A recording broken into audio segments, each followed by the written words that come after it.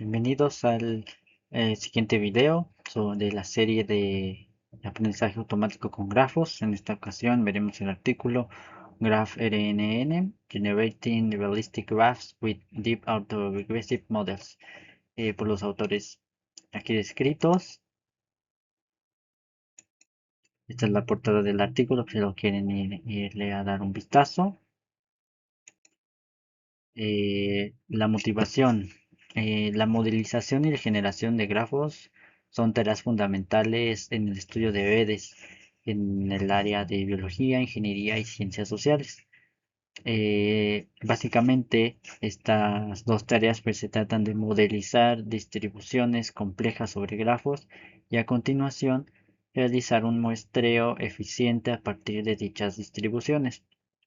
Supone un reto debido a la naturaleza no única y de alta dimensión de los grafos y las complejas dependencias entre los arcos de un grafo. Antes de continuar, hay que decir, este paper lo que hace es el proceso de generación de grafos. En estos años se habla de la inteligencia artificial generativa, que comúnmente se ve en la parte de texto, con los transformers o en las imágenes también, ¿no? Entonces, bueno, actualmente esas tecnologías pues son las más poderosas, por ejemplo los Transformers, pero pues la parte generativa ha venido realizándose desde hace más tiempo. Entonces, también es una labor la generación de grafos llamados sintéticos. Ahora, ya pasando acá, esta parte de naturaleza no única, pues se refiere a que no hay una manera única de representar a un grafo. Es decir, dependiendo de tú cómo ordenes los nodos, te da una matriz de adyacencia o te da otra. Y esto genera, al momento de hacer predicciones, pues algunas complicaciones. Además de alta dimensión, pues puede generar matrices de adyacencia masivas si son grafos súper grandes. Entonces hay tres problemas, lo que vimos, grandes y variables espacios de salida. Por ejemplo, para un grafo con n nodos, se tienen n al cuadrado valores para especificar su estructura. Y n y m varían entre grafos, es decir, el número de nodos y el número de aristas va a variar entre grafos. Como les dije, no hay representaciones únicas.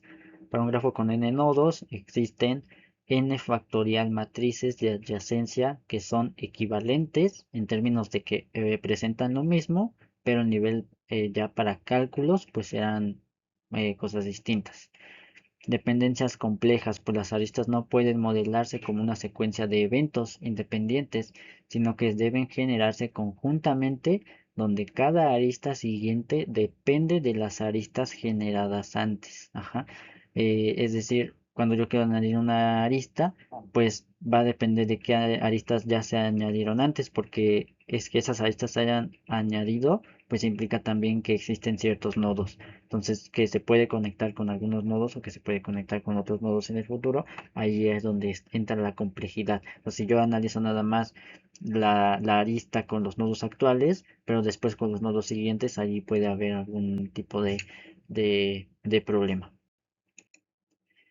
Entonces, se propone este modelo de Graph Recurrent Neural Networks, o sea, redes neuronales recurrentes, pero ahora sobre grafos. Ajá. En la primera lectura analizamos redes neuronales convolucionales sobre grafos, ahora veremos recurrentes sobre grafos. Entonces, la idea del artículo es modelar de manera autorregresiva para capturar la probabilidad conjunta y compleja de todos los nodos y aristas en el grafo. Así se podrán manejar grafos de tamaño variable y se va a o se propone un esquema de ordenamiento de nodos tipo Breadth First Search que soluciona esta parte no única de la forma en representar grafos. Ahora, múltiples maneras de representar un grafo según el orden de los nodos van a inducir un único árbol breadth first search inducido de un grafo dado. Esto es mucho mejor porque el grafo o el árbol que se genere de un grafo, pues nos dice que va a ser único y ya no voy a depender de la matriz de adyacencia, sino del árbol que se generó a partir de un nodo. Esto es bastante mejor. La notación del problema, como vimos antes, es parte de un grafo G, conjunto de nodos B y un conjunto de aristas E, que tiene esta forma. La matriz de adyacencia eh, requiere de un orden de nodos que se va a denotar como pi. Esto es de manera abstracta. El orden de nodos se representa como pi y va a ser ya como tal una secuencia. De tal manera que se mapeen los nodos a filas de columnas de la matriz.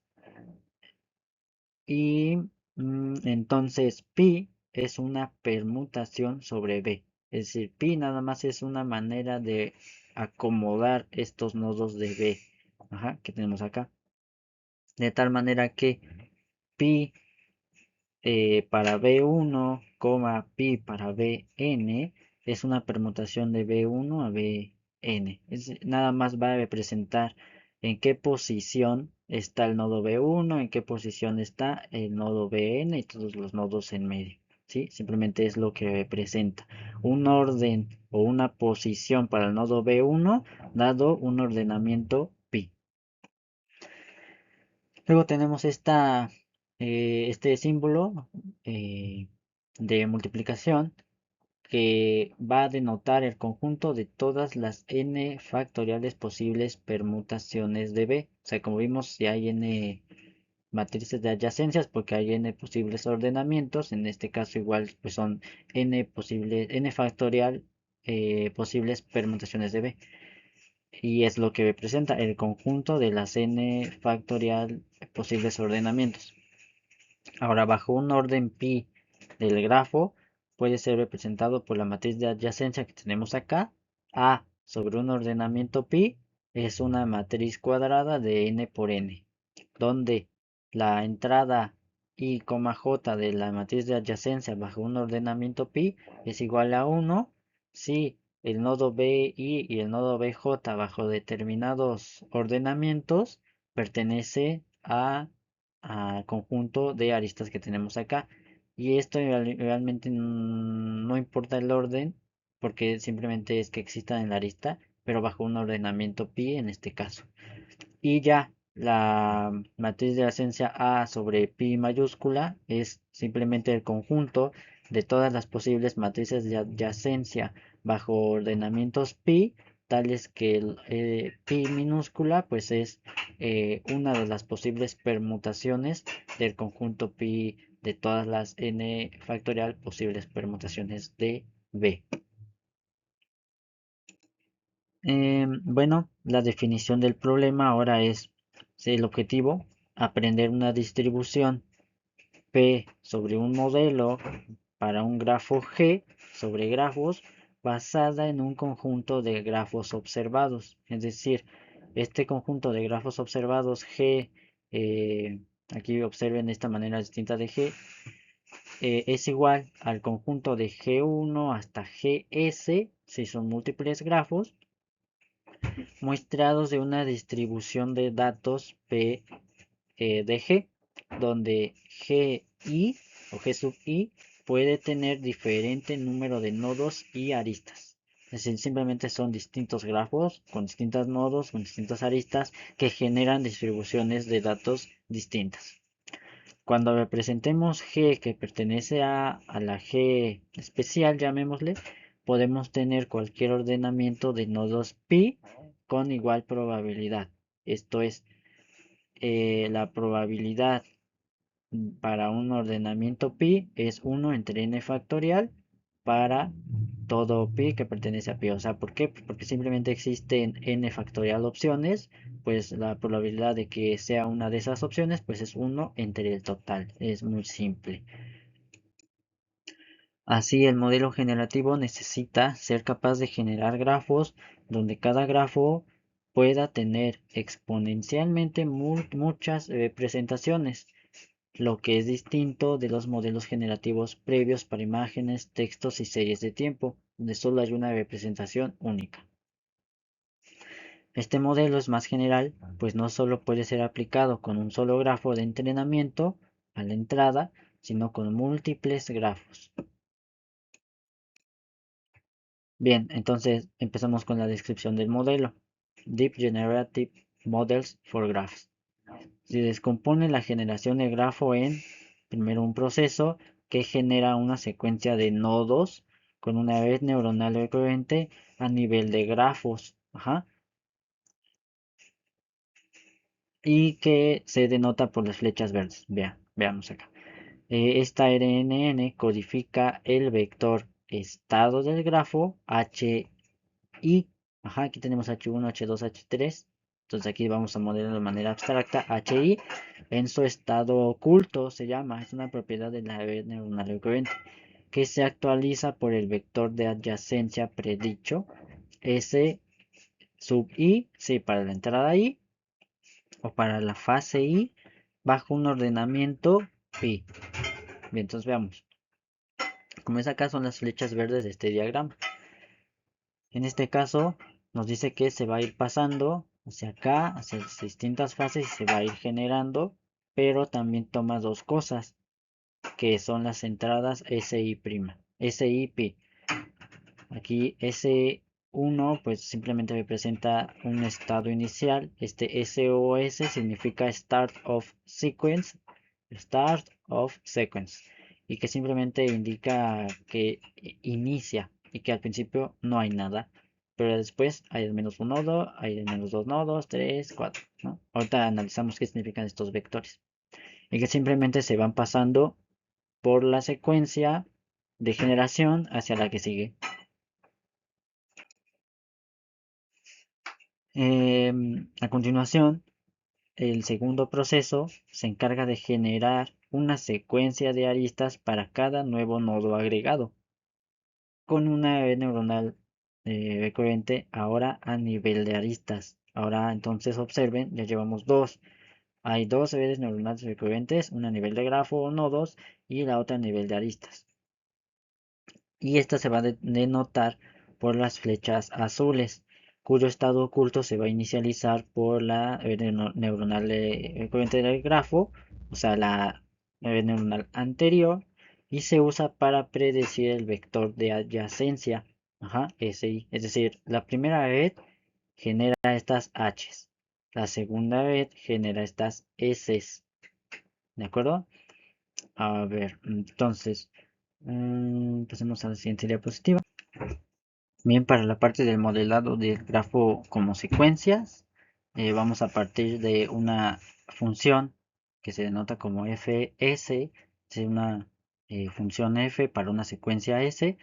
Es una función que va de grafos a secuencias, donde para un grafo g que se muestrea de los datos con n nodos bajo un ordenamiento pi, se tiene que esa secuencia pi es igual a la aplicación de la función eh, de secuencias para un grafo G con un ordenamiento pi. Entonces se genera una secuencia de que tenemos acá, una secuencia de secuencias. O sea, recuerden que esto es una secuencia de aristas, esto es otra secuencia de aristas, y se va generando como una secuencia de secuencias de cómo se fueron añadiendo las aristas a lo largo de la generación del grafo.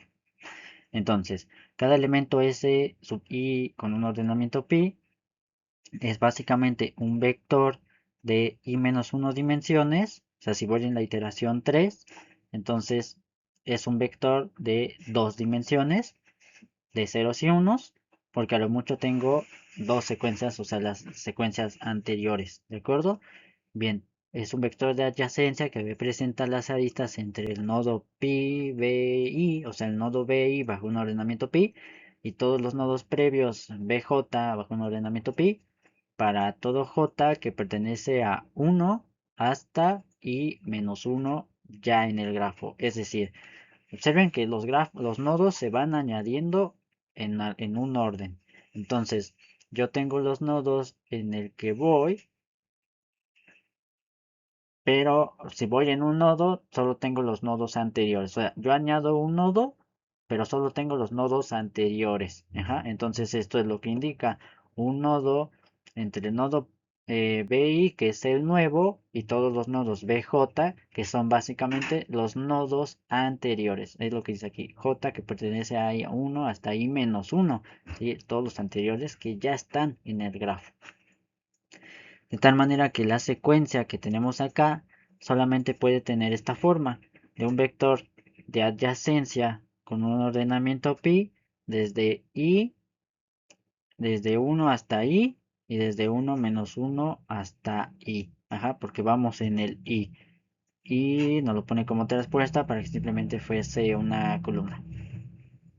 Para todo I que pertenece a 2 a la n, porque si pertenece a 1 es el inicial y ese se considera como start of sequence. Entonces, para grafos no dirigidos, SP determina un grafo único G y se denota el mapeo como fg de es una función donde fg, dada una secuencia, genera un grafo.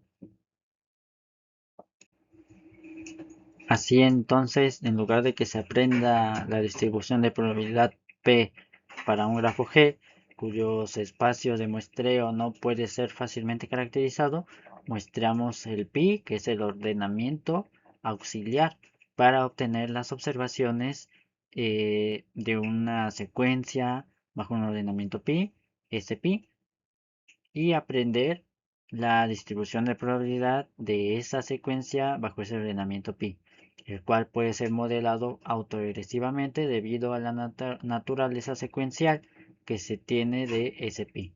Esto es, en tiempo de inferencia, en tiempos de inferencia, cuando se estén generando nuevos datos, nuevos grafos, se puede muestrear G sin calcular la distribución de probabilidad del propio grafo, sino que se hace muestreando la secuencia de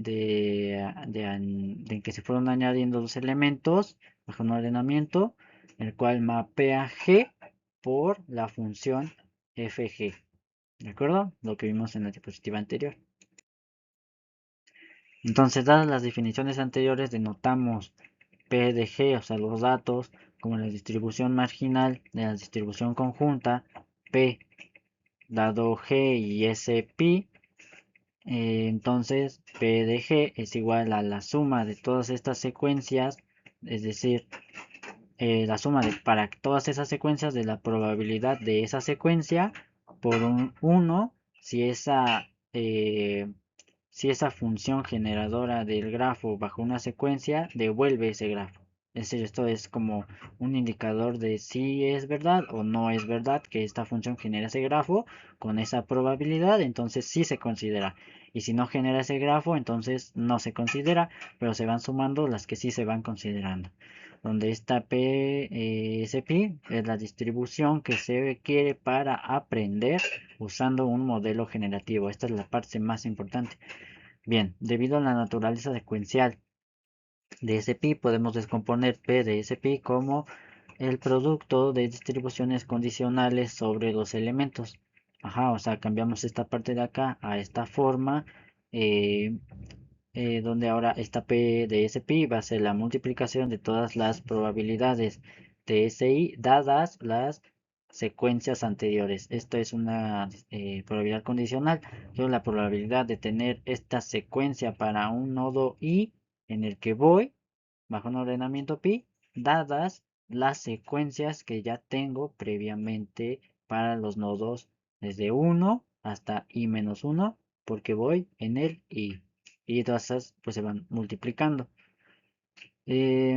Ahora, ese pi de n más 1 es el token final de secuencia, un EOS, un end of sequence.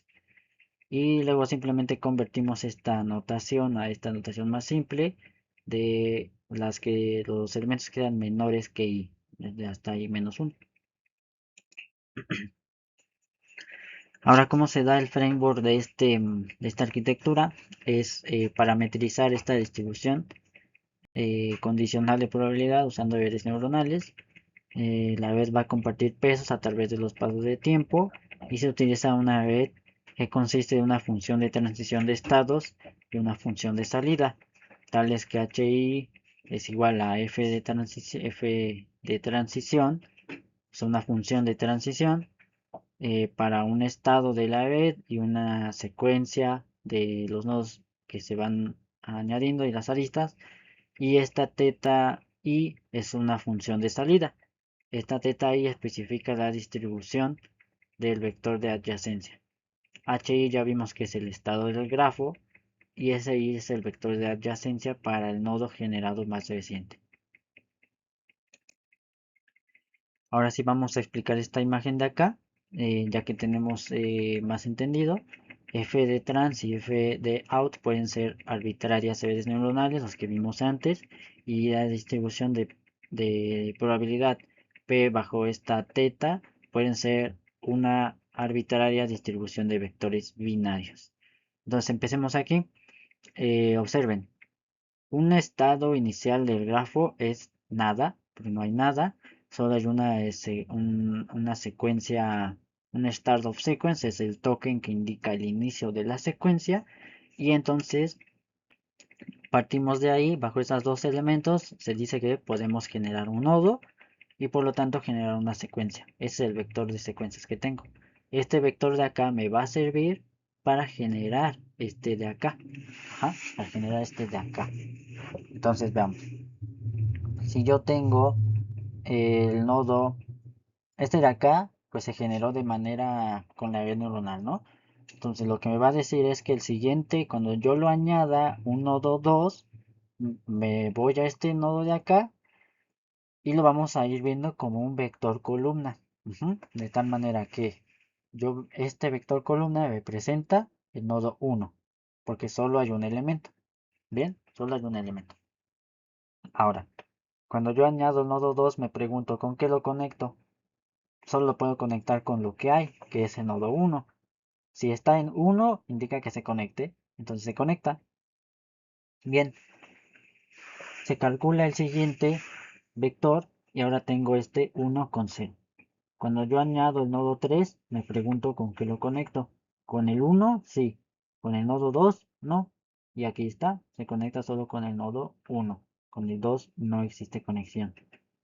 Ahora genero este siguiente vector. Cuando yo añado el nodo 4, me pregunto, ¿lo conecto con el 1? No, no está conectado. ¿Lo conecto con el 2? Sí. Y con el 3 también. Y está conectado así. Y lo mismo sucede con este de acá. Genero esto. ¿Lo conecto con el 1 y con el 2? No. No está conectado con el 1, el 5, ni con el 2. Lo conecto con el 3 y con el 4. Sí, está en 1. Entonces se conecta con el 3 y con el 4. Ahora, les repito, esta secuencia de acá se genera por la red neuronal a través de los datos que se le pasan. O sea, no es algo que sepamos de un principio cómo es que este vector se generó, sino que lo genera la red neuronal en base a los datos que observa la propia red neuronal. Y este es el algoritmo que lo describe básicamente. Ya finalmente cada dimensión es un valor binario que representa la existencia de una arista entre el nodo nuevo y el nodo previo. Lo que les describí acá de mejor manera. Hay algunas variantes que ocupan como esta multivariable Bernoulli, una versión simplificada, pero la del artículo ocupa esta secuencia dependiente de Bernoulli, donde se descompone el producto de condicionales que vimos antes, y es el CIJ denota un escalar binario si el nodo es conectado I más 1 con el nodo BJ para todos los J anteriores, ¿no? Y cada distribución en el producto es aproximada por otra RNN. Entonces aquí esta es importante porque ya cuando se hagan las pruebas se van a comparar los desempeños de la versión simplificada y de la versión con producto de condicionales, que es la que mejores resultados dio. Y luego para aquí tener esta de trazabilidad es lo que se refiere a cómo se va a generar los ordenamientos de los nodos para que no se tenga una cantidad enorme exponencial de posibles ordenamientos. Y es básicamente que este pi está dado por un breadth first search del grafo y un ordenamiento pi. Ya genera un árbol único. Toma una permutación como entrada, toma un nodo inicial y adjunta vecinos de un nodo dentro de la cola de BFS en un orden definido. Y luego se va generando más y más. Los beneficios es que solo se debe de entrenar no todos los posibles ordenamientos de BFS en lugar de todas las posibles permutaciones, generando una reducción en el número promedio de secuencias que se necesitan considerar. O sea, ya no hay tantas secuencias que se van a generar, sino solo los posibles ordenamientos que genere Breadth Search, y esto es menos datos. El aprendizaje también es más fácil, pues se reduce el número de predicciones a hacer en el nivel de aristas, ya que solo se pueden añadir aristas para un nuevo nodo si las aristas que van hacia un nodo aún están en la cola de BFS. Es decir, si solamente son, es decir, yo no tengo cuando añado un nodo que ver si se va a unir con todos los nodos previos. Ajá, ¿por qué? Porque no tiene sentido. A lo mejor en el grafo solamente tengo que ver con los nodos a los que puede llegar el nuevo nodo. Si son nodos a los que no puede llegar, ¿para qué me verifico si los voy a conectar? Y esto es precisamente lo que detecta BFS, porque los nodos que están en la cola son los únicos posibles por los que se puede conectar. Y esto lo hace automáticamente el algoritmo de Best First Search. La capacidad de modelado ahora hay que ver la generación de grafos como una estructura global de comunidad y como una estructura geométrica global. Se van a asumir algunos aspectos propios del teorema de aproximación universal de las redes neuronales. Y pasemos a los experimentos donde se ocupan estos datasets de comunidad, grid. eh, Estas son los Barabás y Albers de proteínas y redes de ego. Es decir, se van a intentar generar grafos con estas características, que modelen comunidades, que modelen grafos geométricos como rejillas, grafos aleatorios como Barabás y Albert, proteínas y redes de ego. Y aquí están sus medidas básicamente. Se compara contra modelos generativos tradicionales como el 12 Benji, Barabás y Albert, modelos de Kronecker y modelos de bloques estocásticos de membresía mixta, que no vamos a profundizar en ellos, sino que solo ocuparemos sus, sus resultados que ellos dan en ese momento. De ahí en fuera, Deep Learning o modelos base, pero basados en Deep Learning, pues ocupa GraphBy y DeepGMG. Se ocupa una medida que se llama Maximum Mean Discrepancy, es decir, si ahora queremos comparar, o sea, esta medida nos va a servir para comparar que también el grafo generado es de un grafo que hayamos tenido como real, ¿no? Entonces, eso si ustedes lo recuerdan, es un problema de isomorfismo en grafos, de similitud en grafos, que es un problema que ya sabemos que es NP completo y que bueno, no hay una manera eficiente de resolverlo o hay maneras solo aproximadas, como el Wechsler-Alemán kernel. Bueno, entonces en este artículo lo que se propone es ocupar esta medida que lo que hace es medir similitudes entre conjuntos de distribuciones, ajá, entre muestras de distribuciones. Por ejemplo, para una muestra P y una muestra Q, medir qué tan similares son. Aquí es una métrica estadística utilizada en Machine Learning para medir la diferencia o distancia entre dos distribuciones de probabilidad. Hay una analogía que es como si yo tengo una distribución de probabilidad con una gráfica y otra con otra gráfica. Estas medidas miden qué tanto esfuerzo tengo que hacer para acomodar las dos gráficas de manera igual. Es decir, yo tengo una gráfica así y una gráfica así, ¿cuánto tengo que mover para que se ajusten las dos a ser iguales? Y en teoría, si son muy parecidas, tengo que moverlas menos, ¿no? Si son muy diferentes, como de esta diferencia, entonces tengo que moverlas mucho, mucho, mucho, mucho.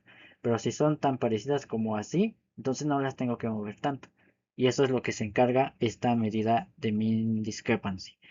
En teoría, debería de ser mínima la métrica para que yo pueda decir que sí son muy similares las distribuciones de probabilidad. Bien, ahora, primero los resultados de manera visual. Vemos cómo el método con GraphRNN, dados unos datos de entrenamiento, genera mejores grafos que los métodos base, Kronecker, MMSB y barra base A. Observen ustedes las imágenes y se dan cuenta cómo lo que se espera obtener lo hace mejor GraphRNN que los métodos base descritos antes.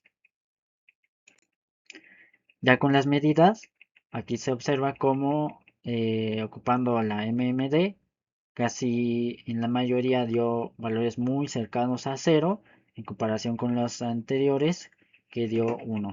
Ahora aquí la pregunta es, ¿qué son estas cosas que comparó aquí? Comparó tres estadísticas.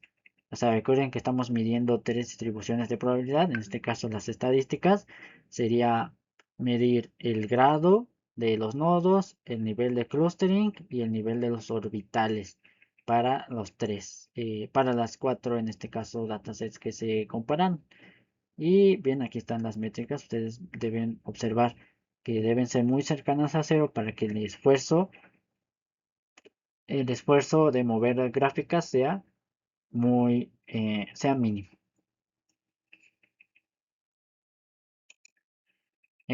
Aquí para la generación de resultados evaluados en modelos generativos profundos, igual tenemos esta parte, o sea, la parte de arriba era modelos tradicionales, acá es con los modelos de Deep Learning, igual tenemos métricas más cercanas a cero que en las anteriores.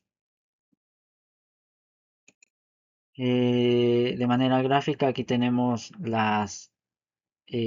los promedios, en este caso dice, se muestran los promedios de las estadísticas en grafos comparando los grafos de test versus o de prueba versus los generados por los distintos modelos. Incluso desde cientos de grafos con diferentes tamaños, el modelo es capaz de capturar estadísticas subyacentes de los grafos, siendo las estadísticas promedio generadas muy cercanas al promedio de las test. ¿De acuerdo? Entonces aquí es donde vemos estas gráficas como en este caso se aproximan más a ser parecidas que en este caso que son bastante más distintas. ¿De acuerdo? En este caso comparando las azules, la amarilla y la azul, que son graph RNN, aquí igual lo vemos más similares y aquí igual que las otras que son mucho más distintas de la real. O sea, hay que comparar la real acá que es la azul con graph. Aquí está muy, muy pegada, igual aquí. Y la versión simple de graph está un poquito más alejada, sí, ahí sí. Aquí está un poquito mejor, se ve en la amarilla, pero las otras están bastante más separadas. En términos de robustez, pues se hace una comparación interpolando entre grafos barra base Albert y ver cómo moviendo o alterando los grafos de barra base Albert y de R2-NG, acercándolos a que se aproximen unos a otros, cómo van cambiando las medidas. Entonces, si se perturba cierto porcentaje de aristas de los nodos, de 0 a 100, y con 0% de aristas perturbadas, los grafos son barra base Albert, los que cuando cambian se convierten en R2 de Benji, o sea, más aleatorios, que es la propiedad de los R2 de Benji.